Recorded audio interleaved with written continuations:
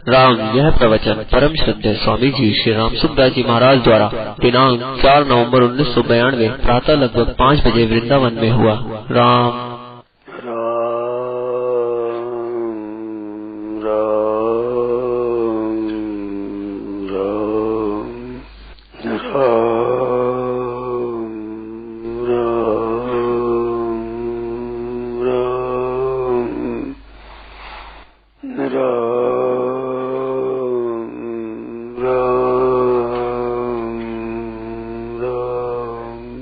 मनुष्य जिसको आदर दे देता है उसकी प्राप्ति के लिए स्वयं उसके मन में उत्कंठा हो जाती है। जैसे रुपयों को आदर देने से रुपया कमाने की इच्छा स्वतः भीतर हो जाती है, उस इच्छा पैदा करने की कोई कोशिश करनी नहीं पड़ती, किसी तरह से रुपया हो जाए बस। झूठ कपट बेईमानी ठगी धोखेबाजी विश्वासघात कुछ भी करो, चोरी करो, डाका डालो, किस तरह से रुपया हो जाए। इस तरह की अगर प्राप्ति की इच्छा हो जाए कि तत्व ज्ञान हो जाए, भगवान के दर्शन हो जाए, भगवान के चरणों में प्रेम हो जाए, ऐसी इच्छा अगर जोरदार हो जाए तो सब काम ठीक हो जाए। आप लोग आते हैं तो आप लोगों के भीतर में ऐसी इच्छा है पर वो कमजोर है। अगर कुछ नहीं अच्छा तो आ ही नहीं सकते यहाँ। अभी वृंदावन में इतने ही लोग हैं क्या? बाहर से सत्संग के लिए वृंदावन दर्शन करने के लिए आए हुए वे बाहर आए हुए भी इतने ही हैं। जल्दी कौन है श्री में जल्दी नींद कैसे छोड़े? कुछ भी इच्छा है थोड़ी बहुत तो वे युक्त होते हैं लोग। पारमार्थिक इच्छा है कुछ तो वो इच्छा जोरदार हो जाए तो बहुत जल्दी काम बढ़ जाए। सांसारिक पदार्थों की इच्छा हो जाए और उसके लिए चेष्टा की जाए और प्रारब्ध का संबंध हो तब वो सिद्ध होती। 3 बात है उसमें। में महिमा हो जाए, हमारा आदर हो जाए, ये चीजें है, ऐसी इच्छा हो जाए मन में और इच्छा के लिए उद्योग किया जाए और फिर प्राप्ति का संबंध होगा तो होगा ही, नहीं तो नहीं होगा। पर पारमार्थिक रुचि में प्राप्ति की जरूरत नहीं है। प्राप्ति तो फल भोग होता है, नहीं वास्तव में तत्व की प्राप्ति नहीं होती प्राप्ति से। प्रारब्ध तो निर्वाह में जो आता है उस साधक बाधक होता है। निर्वाह में हमारे कठिनता से निर्वाह होगा, सूक्ष्मता से होगा, इसमें प्राप्ति का काम होता है। अनुकूल परिस्थिति आवेगी कि प्रतिकूल परिस्थिति आवेगी, इसमें प्राप्ति का संबंध होता है। परमात्म तत्व की प्राप्ति में संचित का तो कुछ हाथ होता है, पर मुख्य करके हमारे वर्तमान की दशा का ही विचार है। खुद का विचार होगा इतना ही वो उन्नति हो जाएगी, जल्दी ऊंचा पड़ेगा चढ़ेगा। तो खुद कब होगा जब सबसे बढ़िया चीज यही दृष्टिया कि सबसे श्रेष्ठ है तो अपना होना चाहिए, फिर हो जाएगा। तो उसको महत्व नहीं है मन में।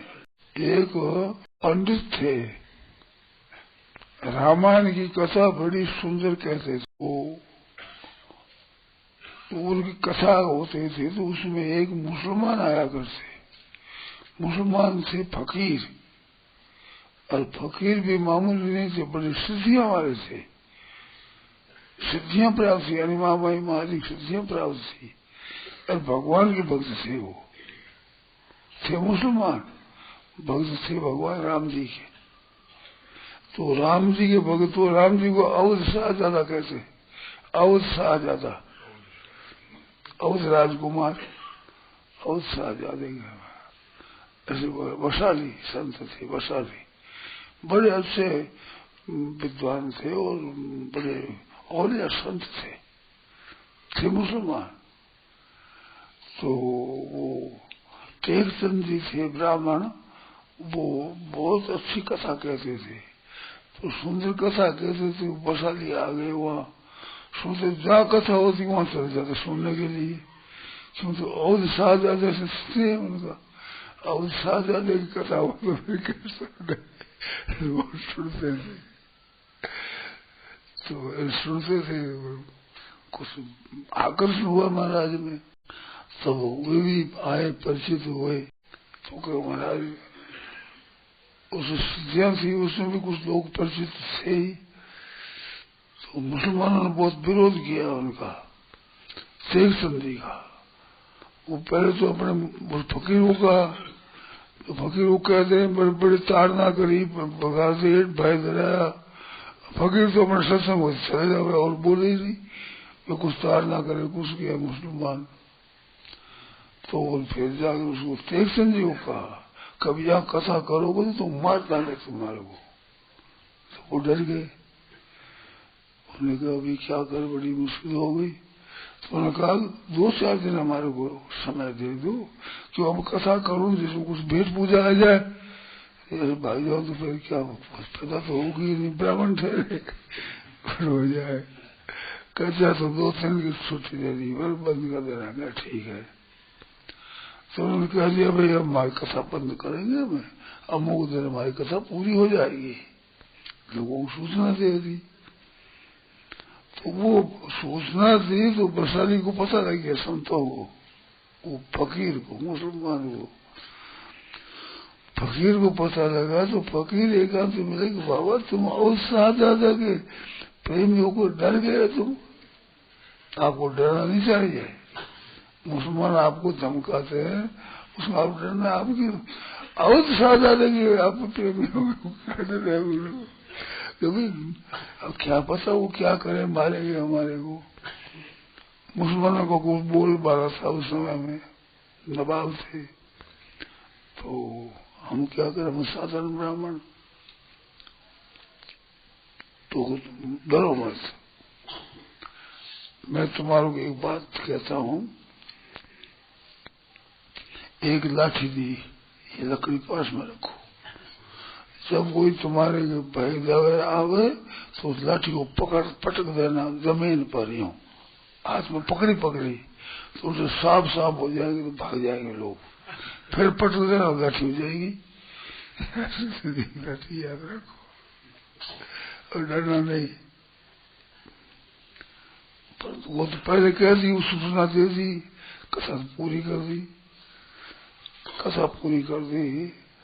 तो कथा पूरी और जाने लगे, तो फिर वो संत मिले कि महाराज तुमने ऐसी सुंदर कथा सुनाई, अब आप क्या चाहते हो, कोई चाहते हो मांगो। जब कहा मेरे लड़का हो जाए, कहते हो जाएगा, बेटा हो जाएगा, वो और कि भगवान में प्रेम हो जाए, मेरी कथा तो सुनाता हूँ, परंतु हृदय में प्रेम नहीं है भगवान में। तो बातें तो हम भी सुनाते हैं, व्याख्यान देते हैं सब लोग, भगवान में प्रेम तो बहुत बिरलों का ही होता है ना, प्रेम हो जाए तो एक फिर सुनाओ, तब अभी नहीं, फिर कभी सुनाओ शादी तो उदाहरण रख दिया। तो वो 1-2 बात लाठी दे दी, एक बेटा हो जाके 2 बातों दे दी, तीसरी बात ब्रह्मा गई, तो फिर मिलोगे कहाँ, तो कहा यार के कूचे में, मानो अयोध्या की गलिया में मिलेंगे, यार का कूचा अयोध्या में मिलेंगे। तो हुए 12 महीने बेटा हो गया उसके, तो विश्वास ज्यादा बढ़ गया, तो फिर अयोध्या में जाकर के ढूंढे कहाँ, और मैदान में कथा शुरू कर दी, 1-2 दिन बाबा जी आ गए, वो कथा सुनने को आ गए। तब वो उनको एकांत मिले और पूछा हमारे वो भगवान का प्रेम दो, तो कि तुम प्रेम को तो 3 नंबर दिया तुमने, पहले डर लगा बेटा 3 नंबर का प्रेम कैसे हो जाए, आपने आदर नहीं किया ना। ये आदर पर बात याद आ गई कि मनुष्य के भीतर आदर होता है, वो बात पहले होती है, तो सबसे पहली बात भय लगता था, फिर बेटा की इच्छा हुई, बस प्रेम हो गया तो प्रेम तो 3 नंबर पे है, हो तो नहीं हो तो कोई परवाह नहीं, खुशने वाली है। तो असली उसकी चाहना नहीं है, महिमा नहीं है। तो फिर कहा अच्छा तुम आना वहां पर प्रमोद वन में, वहां आ जाना आप दिन में, अकेले आना, ऐसे कहा। वो एक बेर है, बेरी का वृक्ष है, उसमें से आ जाना। तो ये बातें करते एक सत्संग ने सुन ली, आपस में बातें हो रही थी। उस सत्संग का मैं तो साथ में चलूंगा, अब गए देखूंगा 2 संत मिलते हैं, एक मुसलमान है एक हिंदू है, फकीर संत है मिलते हैं, तो मैं भी सुनूंगा बात कि भाई वो अकेले कहा है मैं चलूंगा। तो साथ में गए, वहाँ कोई दिखाई नहीं, बैठे बेचारे, कोई आदमी है ही नहीं वहाँ। फिर पीछे आ गए, फिर रात्रि में सत्संग हुआ, वो शाम को सुनाते थे, रात्रि में कथा सुनाते थे, कथा सुनाए वो आए वहां बैठे। तो फिर उनसे मिले कि आप तो वहां मिले ही नहीं। तो मैंने कहा था अकेले आना, आप साथ ले आए, मैं तो वहीं था। मेरी बात मानी नहीं, तो आ जाओ, अच्छा आ जाना। तो दूसरे दिन कहे वो साथ में नहीं, हाथ मिल जाऊंगा मैं। तो वहां बैठे मिल गए तो मस्त में से उनको एक शेर बोली, जो कल्याण में आई थी कथा, एक शेर बोली कि याद कर लू। तो वो शेर बोला, शेर बोलते ही उनमें हो गया, वो फारसी का ज्ञान हो गया। फिर फारसी में उन्होंने टेक चंद जी ने उनका तुम्हारे तुम क्या हो जाओ भाई, मुसलमान नहीं कहा, मुसलमान ना ये हो जाओ तुम कि महाराज मैं टेक चंद ब्राह्मण हूँ हिंदू, अच्छा बलिराम हो जाओ। तो बलिराम की बनाई हुई फारसी में रामायण है उनकी, वे भगवान प्रेमी हो गए। तो बलिराम नाम का बनाई हुई फारसी में रामायण है। तो अच्छा बलिराम हो जाओ, पहले मुसलमान नाम क्या वो हो जाओ। मैं क्या महाराज अब तो मस्ती में मैं टेक चंद ब्राह्मण हूँ, अच्छा बलिराम हो जाओ। तो वो शेर जो महाराज की मस्जिदों में गूंजी, वो शेर ऐसे बड़े संत थे। तो बात यूं याद आ गई कि हम 1 नंबर किसको देते हैं, मन में हमारी खास क्या इच्छा है, वो जब तक भीतर से नहीं जगती है ना, तब तक वो चीज नहीं मिलती। परमात्मा सर्वोपरि है, तो हमारी इच्छा भी सर्वोपरि होनी चाहिए, अनन्य, और कुछ इच्छा नहीं, जीने की भी इच्छा नहीं, कोई परवाह नहीं, मर जाओ नहीं, आज मर जाओ, परंतु तत्व मिलना चाहिए, सबसे बढ़कर प्राणों से भी बढ़िया। ऐसी इच्छा हो जाए तो परमात्मा तो केवल इच्छा से मिलते हैं, ये प्रारब्ध की बात नहीं है। साधनों की बात करते, साधन के द्वारा परमात्मा प्राप्त नहीं कर सकते। हमारे को जो चीज मिलती है वो चीज हम खरीदे तो हमारे पास जितनी पूंजी है उनसे कम पूंजी वाली चीज मिलेगी। जैसे ये घड़ी अगर 100 रुपयों में मिलती है तो दुकानदार के 100 रुपयों की नहीं है, 100 रुपयों से कम कीमती है, तो 100 रुपये में हमारे को मिलेगी। और 200 रुपयों की 100 रुपये में कैसे मिल जाएगी, हमारी पूंजी से कम पूंजी वाली चीज मिलेगी। तो भगवान को हम प्राप्त करना चाहते हैं तो हमारे पर भगवान से अधिक कोई पूंजी चाहिए, साधन हो, भजन हो, जप हो, तो भगवान को खरीद सकते हैं। और उनसे साधन कोई चीज बड़ा है नहीं, तो उनको कैसे खरीद सकते हैं आप। हम गीता पढ़ते हैं, हम नाम जप करते हैं, हम कीर्तन करते हैं, हम 3 लाख नाम जपते हैं। आप 10 लाख जपोते भगवान से बड़ी क्या होगा। तो भगवान को इन साधनों के द्वारा खरीद नहीं सकते। साधनों तो फिर कैसे होगा कि उनके बिना रह नहीं सकोगे, जीना मुश्किल हो जाएगा, प्राण निकलने लगेंगे। मैं क्या करूं, हम भगवान कैसे मिले, कैसे, ऐसी छटपटाहट हो जाएगी।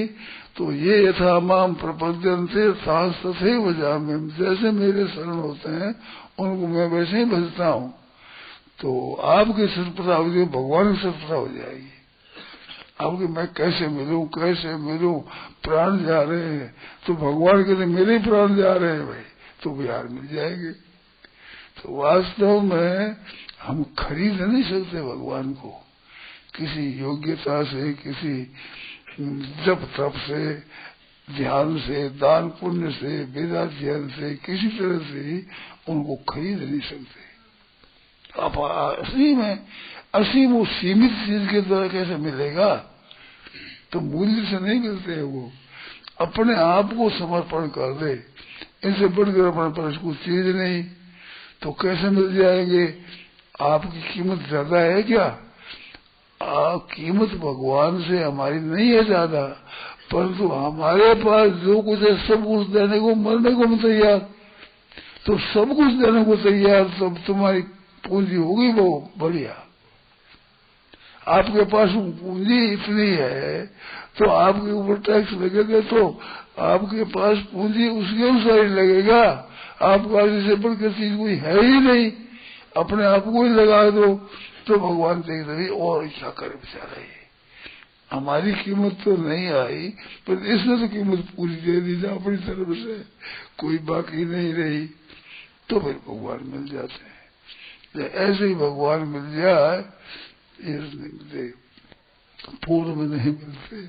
वास्तविक भीतर की चाहना चाहिए, वो चाहना ऐसी हो एक ही अनन्य, जैसे भगवान एक अनन्य है, एक ही है, उसके सिवाय कोई नहीं। न तो समोस्त व्यधिक कुतोन्य लोकत्रिय प्रतिम प्रभाव। अर्जुन कहता है आप ऐसे अप्रतिम प्रभाव है, आपके समान किसी का भी प्रभाव नहीं है, ऐसे है त्रिलोकी में कोई ऐसा है नहीं, तो इस वास्ते आपके समान है ही नहीं, कोई हुआ ही नहीं, कुछ अन्य और तो होगा ही कैसे, आपके समान भी कोई नहीं है। तो ऐसे आप हो, तो भगवान इतने है, अब उसमें स्वयं ही उसकी अर्पण हो जाएगा महाराज।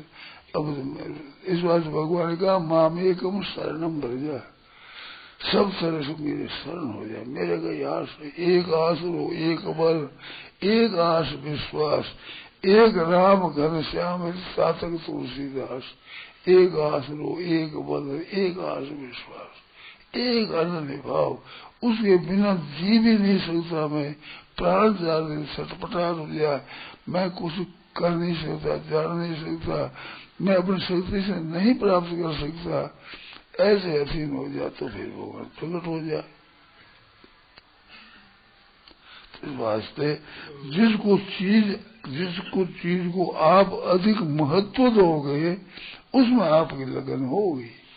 अब महत्व दे दिया, जैसे पहले देखा हमारे मुसलमानों से भय लगता है तो लाठी दे दो, लड़का हो जाए तो लड़का हो जाएगा, क्या भगवान प्रेम हो जाए, ये नहीं होगा भैया अभी, क्योंकि आपने नंबर 3 दिया इसको, वो पेड़ हो जाएगा। तो संतों ने कृपा करती 3 नंबर देने पर दे दिया अंत में, पर तो लेने के पात्र तो नहीं हुए ना प्रेम के, ऐसी बात है। तो हम लोग चाहते परमात्मा को, मन चाहते है 1 नंबर 2 नंबर 3 नंबर तो कई चीजों को, भगवान का नंबर कितना है पता नहीं, किसी का नंबर कितना नंबर है, तो वही वैसे ही होगा। वही प्राप्ति चाहेगा, अभी प्राप्ति हो जाए, तो अभी प्राप्ति कैसे हो जाए? आप कीमत कितनी देते हैं? अपनी कीमत बताओ, हमारा कितना मूल्य भगवान के लिए खर्च करते हैं, कितनी चीज खर्च करते हैं, फिर चाहते हैं उनको, तो उतनी खर्च करना पड़ता हो। तो अभी तो बहुत थोड़ी खर्च करते हैं, थोड़ा सा समय दे दें, थोड़ा सा आ जाए सोने में, थोड़ा जप कर दें, थोड़ा कीर्तन कर दें, थोड़ा पाठ कर दें, थोड़ा गीता याद कर दें, तो जितनी कीमत देते हो उसकी अपेक्षा तो लाभ ज्यादा होता है, परंतु वो अपने समझ में नहीं आता कि क्या लाभ हो। हम इतने दिनों से जप करते, इतने दिनों से सत्संग करते, इतना करते तो महत्व कितना देते हो, आदर कितना है मन में।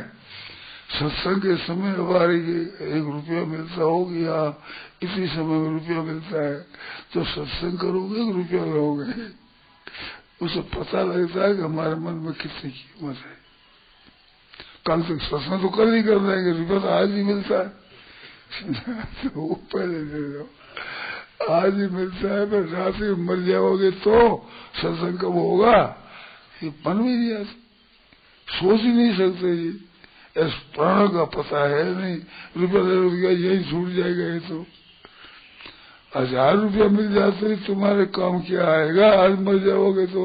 और सत्संग तो आज ही मर जाए, आज ही कोई काम आ जाए, सत लग जाए, आज ही निहाल हो जाओ, परंतु निहाल हो जाओगे, कीमत दोगे तब।